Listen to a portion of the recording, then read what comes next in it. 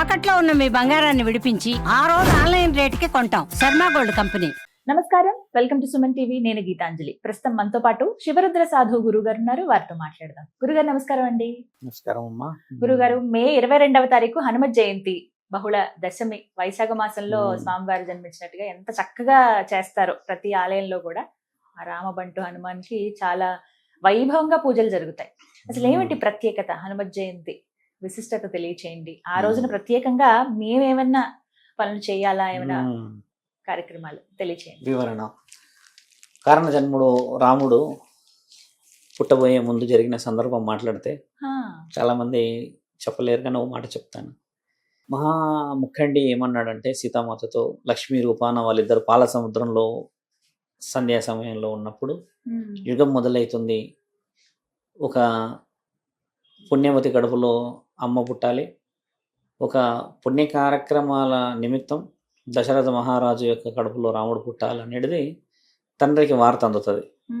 వార్త అందగానే తండ్రి హుటాహుటిని లేచి, వలదు మాత, మీరు వెళ్ళకూడదు, పుట్టబోయేది మానవ శరీరాలతో, నీవు తట్టుకోలేవు తల్లి, ఎంతో అల్లారు ముద్దుగా పెరిగిన నీవు, నీ పెనిమిటి మహావిష్ణువు మాత్రమే వెళ్ళాల్సిన సమయం ఇది.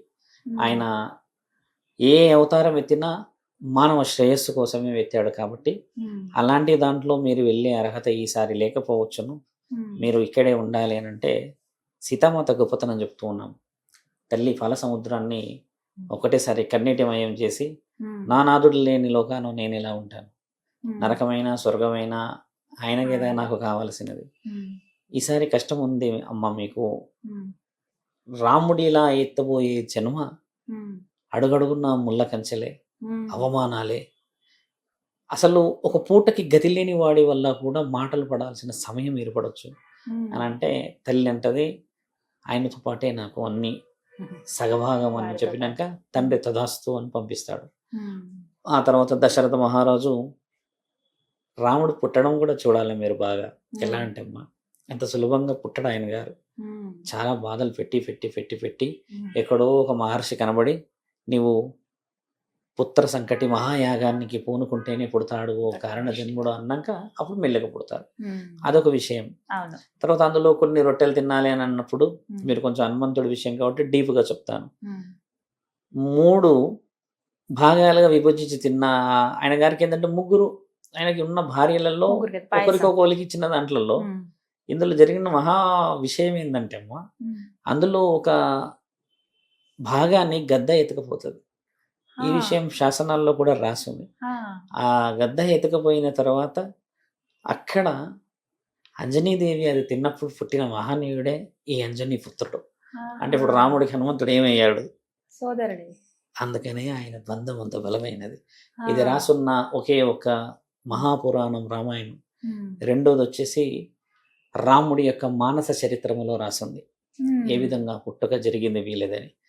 తర్వాత 7వ సంవత్సరం మహానీయుడు పుట్టి వజ్రవైడూర్యాలు నగలన్నీ వేసుకొని దగదగా మెరుస్తూ ఉంటాడు. మెరుస్తూ ఉన్నప్పుడు కైకేయి మాతకి ఈ లోకం మొత్తంలో రాముడు అంటేనే ఇష్టం. అసలు రామాయణం మొత్తంలో కైకేయి మాతనే శత్రువు, ఎందుకంటే ఆవిడే విడదీస్తుందని.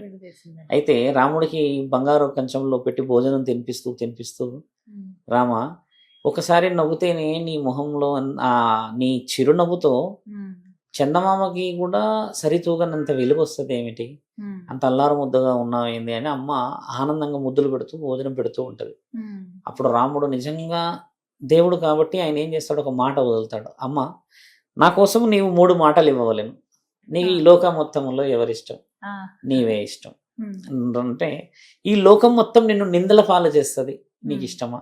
అంటే నన్నెందుకు నిందల పాలు చేస్తుంది రామా? నేను అసలు ఈ లోకం మొత్తంలో నువ్వే నాకు ఇష్టం, నేను నిన్ను కనలేకపోయినా కూడా నీ మీద ఉన్నంత అభిమానం నాకు ఈ లోకంలో స్వయాన నీ తండ్రి మీద కూడా ఉండదు నాకు అని చెప్పినప్పుడు, లేదు లేదు మాత, మీరు నాకు మాటలలో 3 వరాలు ఇవ్వాలి, ఆ వరాలకి నేను ఈరోజు స్వీకరిస్తానన్నప్పుడు కాదు కూడదు అని అనేసి వరాలు ఇస్తుంది.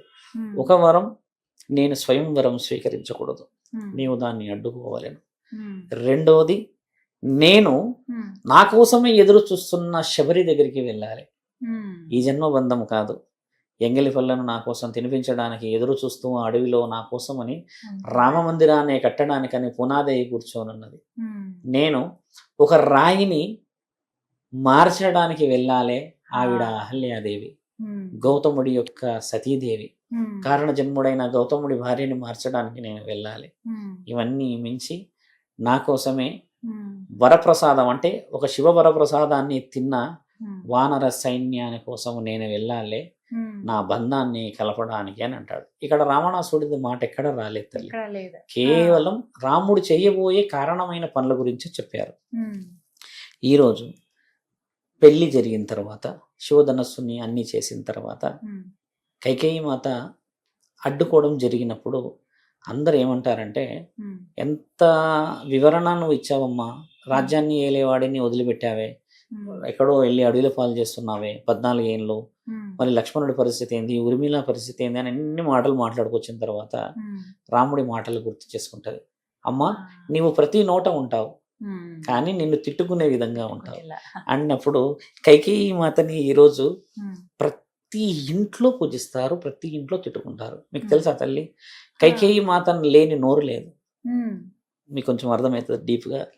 కైకేయి అని ఎందుకు అరుస్తాం అంటారుగా, ప్రతి నోటిలో ఆవిడ ఉంటుంది. రాముడు ఇచ్చిన వరం అది. కైకేయి ఎందుకంటే ఆ రోజు కైకేయి అని అరిచింది కదా ఆవిడ, దశరథుని గెలవనీయలేదు, రామరాజ్యాన్ని గెలవనీయలేక ఆవిడ అరుపుకి ఆ విధంగా కయ్య కయ్య అని అరుస్తావు అని చెప్పిన బిరుదు ఇప్పటికీ మనం మోస్తున్నాం. అలా ఆవిడకి ఆ పేరు వచ్చింది. రాముడు వెళ్ళిపోతాడమ్మా. వెళ్ళిపోయిన తర్వాత మీరన్న హనుమంతుడి పాత్ర మొదలవుతుంది. కారణం ఏమవుతుందంటే, దశరథ మహారాజుకి ఒక వరం ఏముంటదంటే, కారణ జన్ములని నీవు కంటావు అని ఉంటది. కానీ ఒక కారకుడే రాముడు, కానీ మిగతా వాళ్ళందరూ కారకులు. అందులో ఎవరెవరు కారకులు ఉన్నారో చూడండి. లక్ష్మణుడు, భరతుడు ఆయన గారి చెప్పులన్నీ నెత్తి మీద పెట్టుకొని ఉంటారు. అలా తర్వాత ఇక్కడ వస్తే హనుమంతుడు ఎదురు చూస్తాడు వానర సైన్యం కదా. అసలు హనుమంతుడి పాత్ర మొదలైందే బంధంతోని. ఈ బంధం అనేది చాలా వివరంగా ఉంది. ఇది రాసింది కూడా మనకు తెలిసిందే.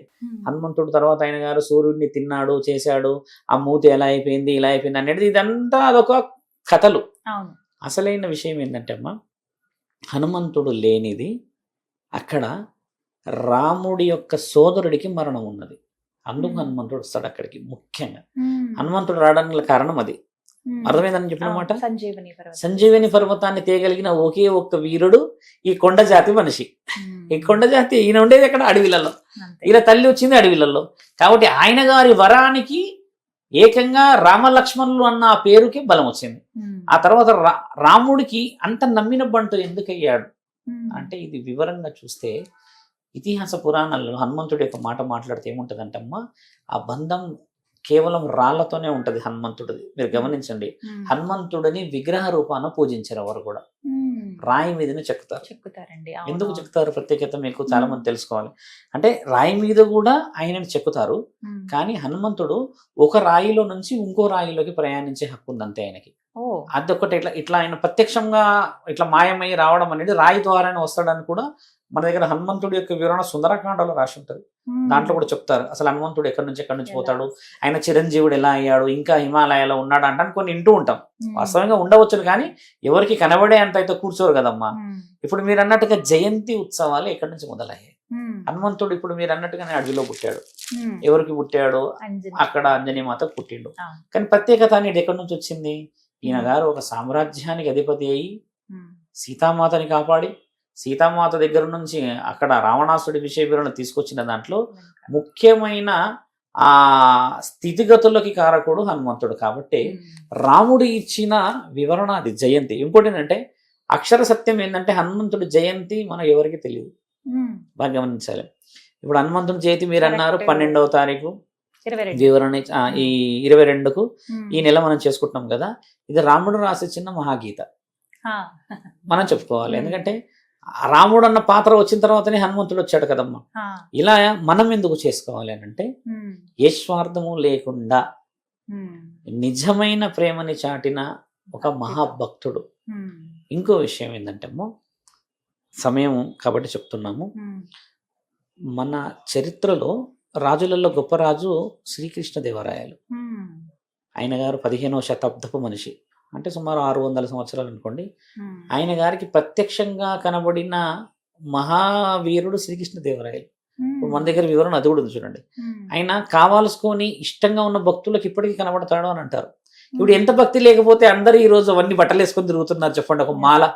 కాబట్టి ఏంటంటే ఆయన ధైర్యం ఏంటంటే వీరత్వం ముఖ్యమైనది ఆయన దగ్గర ఉన్నది. వీరత్వంలో ఏం వీరత్వం అమ్మా? దేనికి వీరత్వం చూపించాడు ఆయన? ఆయన కండలైతే చూపించలేడు.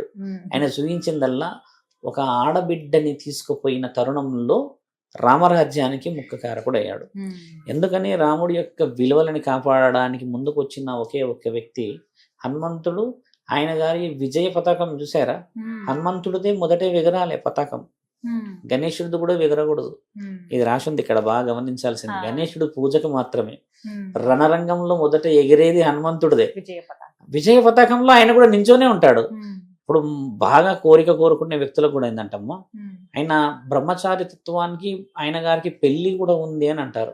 మన పురాణాల్లో రాసింది ఆయన గారికి పెళ్లి అయిందంట అని కూడా అంటారు. కానీ భార్య ప్రస్తావన రాలేదు.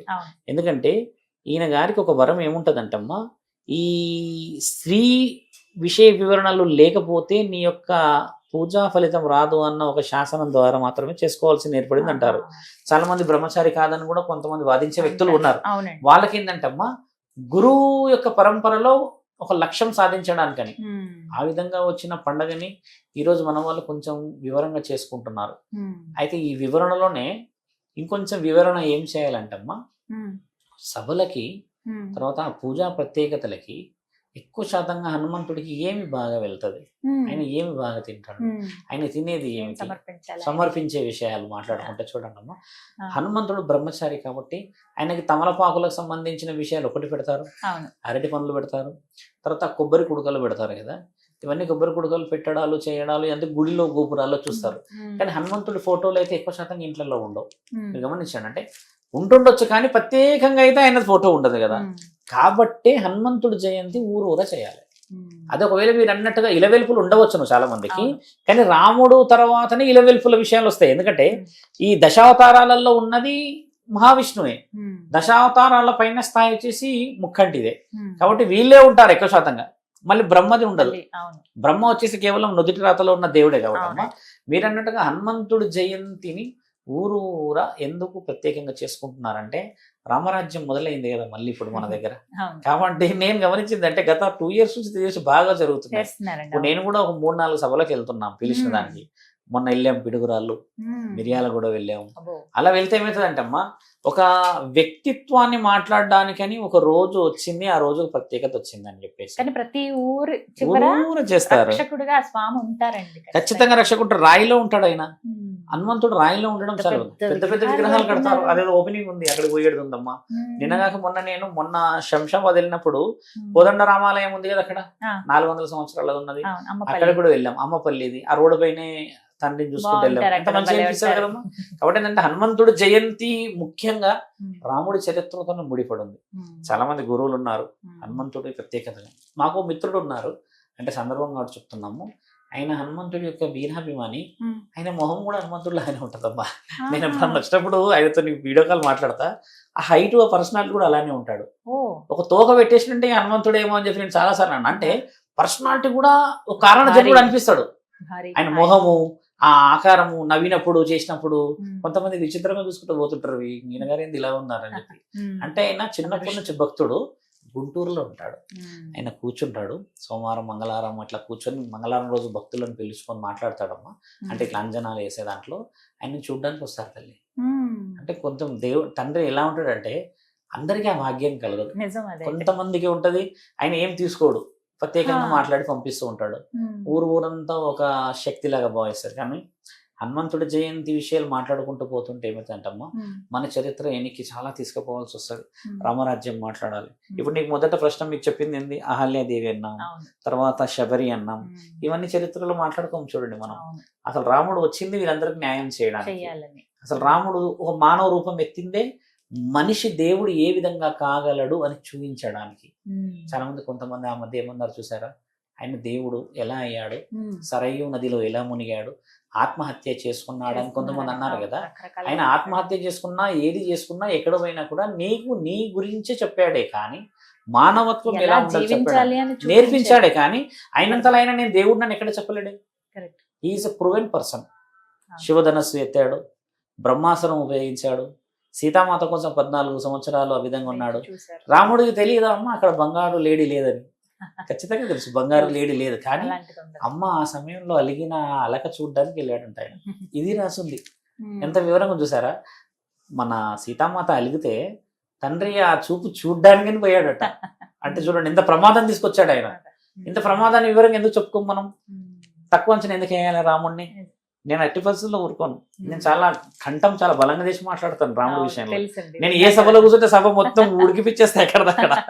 మరి ఇంట్లో ధర్మం. ఏమైనా చెయ్యాలి గురువు గారు ఆ రోజు? ఇంట్లో మీరు అన్నట్టుగా పూజా వివరణలు కూడా మన దగ్గర ఏంటంటమ్మా, అటుకుల బెల్లాన్ని కూడా చాలా మంది పూజించుకుంటారు. వడలు హనుమంతుడు పెడతారు. వడలు పెడతారు. ప్రత్యేకంగా నేను చెప్పాల్సింది ఏంటంటే ఆ కర్మన్ గట్లో వడలతో దండేస్తారమ్మా. వడమాల. అయితే నేను మొన్న రీసెంట్ గా మిర్యాలగూడ వెళ్ళినప్పుడు తండ్రికి దండేశారు.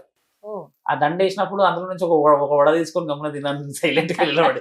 ప్రసాదము దాన్ని వృధా చేయడము Correct. ఇష్టం కాబట్టి ప్రసాదంగా చేస్తారు. ఇస్తారు. దద్దోజనాలు ఇవన్నీ మంచి పండగల కొంతమంది విషయాలు మాట్లాడారు. మొక్కుకొని చక్కగా వడమాలలు చేస్తారు. వేస్తారు. వడమాలు దొడ్డుగా అంత పెద్దగా ఇస్తారమ్మా. అవును, ఇక నాకు తెలిసి తాడుబందు దగ్గర కూడా బాగా చేస్తారు కదా. చాలా బాగా చేస్తారు. మంచి అయితే ప్రత్యేకమైన ప్రత్యేకించి ఆంధ్ర ప్రాంతంలో ఇంకా మీరు అన్నట్టుగా ఆంధ్ర ప్రాంతాల్లో బాగా చేస్తారు. అందుకే ఆంధ్ర వాళ్ళు ఊగే పిలుస్తున్నారు. ఈ మధ్య 3 సార్లు పోయారు నేను. అవునా?